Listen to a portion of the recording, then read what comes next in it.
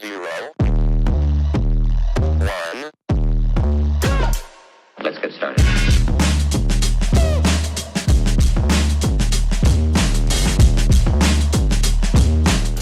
Hello everybody and welcome to another episode of the Black and White United Show. I'm your host Andreas. Thank you so much for tuning in this morning.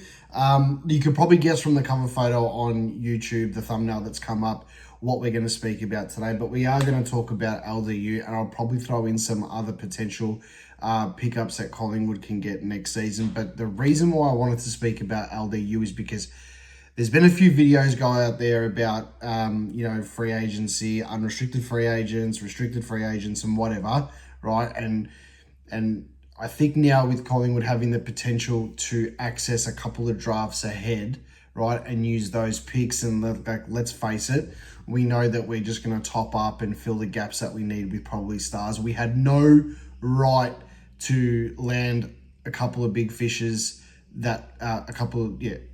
we had no right to land Dan Houston and Harry Perryman in this offseason, and we did. We are going to get the points for Thomas McGuan to come in, so there you've got a potential top 15 pick. Other clubs are going to make us pay for it, but we'll know what to do when the time comes.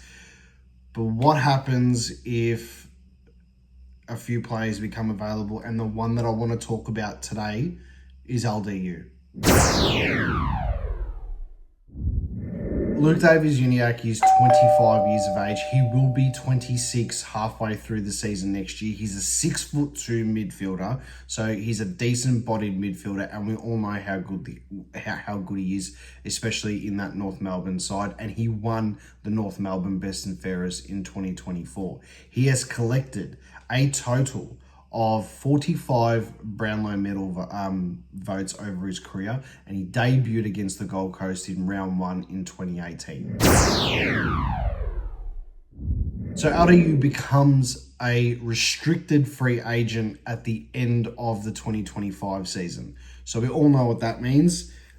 He can shop around, he can look around, he can see what clubs are going to offer, but at the end of the day, there has to be a trade facilitated with North Melbourne now. With that being said, if North Melbourne decide, oh, you know what, well, we're going to offer him, a couple of years to stay on or whatever, and he decides to stay on for at least another season or whatever, North Melbourne are in a pretty shit position there onwards, because they have only got to get a compensation pick for him if they can't match the bid. Now, which teams are going to be wanting him? Let's be real. Every single team in Melbourne, and Victoria, so Geelong included, they're going to throw the kitchen sink at this bloke to try and get him to their club. He's going to be 26, like we said before, when the season, halfway through next season. So he'll be 26 at the start of the 2026 season. So he is in that prime, age group for a lot of clubs, especially the Pies. What can we do to get him across the line? The LDU's contract talks now officially been put on hold until potentially later in the season or after the season finishes. Collingwood and other clubs will be behind the scenes looking at ways to get this trade done. With the access to the next two drafts, you would really think that we would have the power. Yes, we're going to get McGuan regardless. He's going to be in our midfield from 26 onwards. But how can we get this guy in our side? My theory, or the way that I look at it, is North Melbourne are going to want exactly what Port Adelaide wanted with Dan Houston. They're going to want a minimum of 2 first-rounders. And to be fair, they probably should get that. So can the Pies afford to give 2 first-rounders? Probably so. So if he becomes available, then we'll work out the back-ended picks to get Thomas McGuan into the team with the points situation. Then with access to the 2026 draft and the 2027 draft, we can potentially grab 2 future first-rounders or a future first, a future second, and potentially a player. I'm going to rule this out now, and I'm going to stand by my words, and people can come back to this video in 12 months' time and say, you were wrong, blah, blah, blah, and I'll put my hand up like I usually do if something happens. But I don't see a world where Braden Maynard leaves Collingwood. I am going to put this out there now. I do not think he is going to leave Collingwood. This is sort of like on the side of the main subject of this video, but I'm not going to make a whole video about it. He is not going to leave Collingwood. The players that we brought into the club this season, Perryman, Houston is a direct replacement for John Noble, and Perryman is supposed to play in the midfield, which I think he's going to probably play on the wing, and rotate probably through that half forward to half back line around there. So I do not see a world where Braden Maynard leaves Collingwood, especially at this point in time.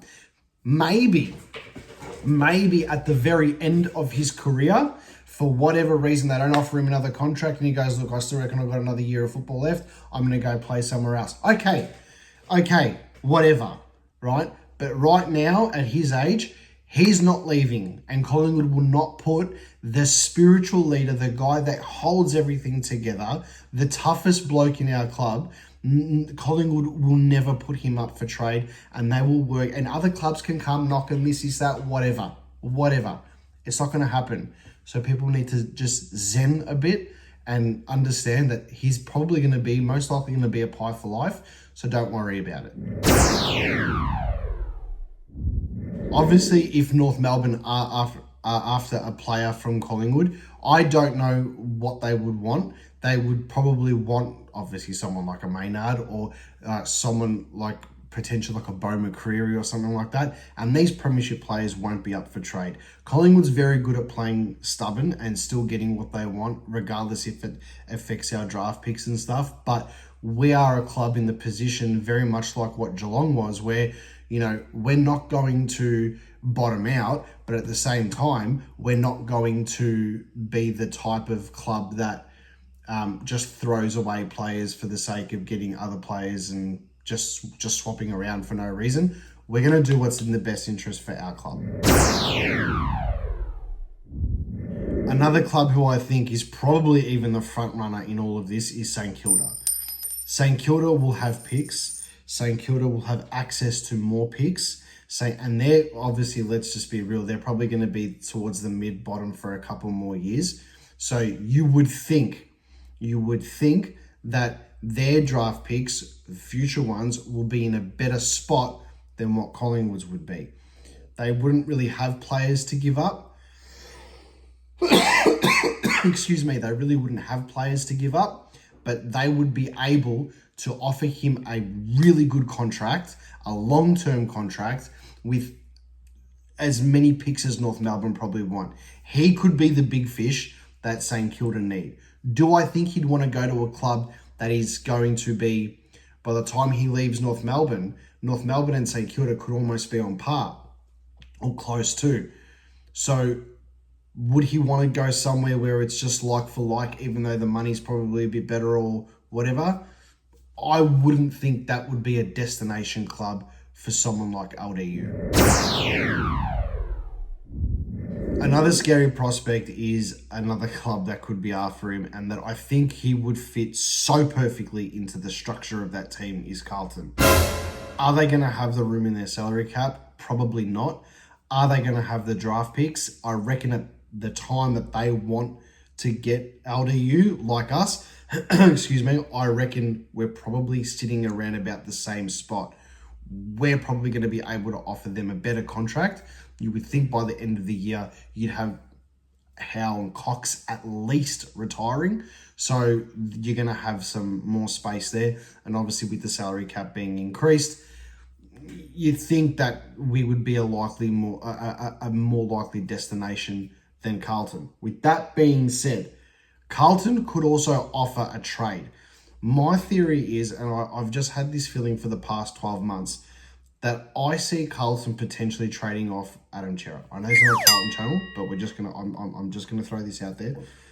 I think they're gonna get rid of Adam Chera soon, or use him as trade bait. And this type of trade to get LDU to their club with a future draft, a future first and a future second Adam Chera to North Melbourne for LDU, you'd be thinking, hang on a second, that's actually not that bad. you could even like do a couple of third rounders and stuff just as sweeteners for both parties. That looks really attractive. That's a game changer if they've got that. So I hope it doesn't happen. They've probably got the more power there than what we do. We've already given up John Noble and Joe Richards, who could have been likely trade baits for a future trade, but we got what we needed out of that one there. Can Collingwood land someone in 12 months' time like LDU? I think we can. I think with the access to the next few drafts, we can. And that's probably something North Melbourne are thinking in the back of their heads. Say, hey, if he does walk, we're going to get these picks and we're going to be in a really strong position for 3 or 4 years after that, and potentially even the immediate year, which would be 2027 season right after. I'm going to leave it there. I don't have too much to go on there. That's my basic opinion. I'm putting it out there that Braden Maynard is not leaving Collingwood. I don't see a world where he leaves. We're going to talk about another free agent, or not another free agent, another big fish that the Pies could land in another video later on. But I'll give you a clue. It's going back to a video that I posted when I first started this channel. And I'm going to go to it and I'm going to rewatch it myself because I think those points are still valid. And I've got a real strong feeling that we could be landing someone. If it's not LDU, there might be another one in 12 months' time. But until then, leave a comment, call it as you see it, and as always, go the Pies.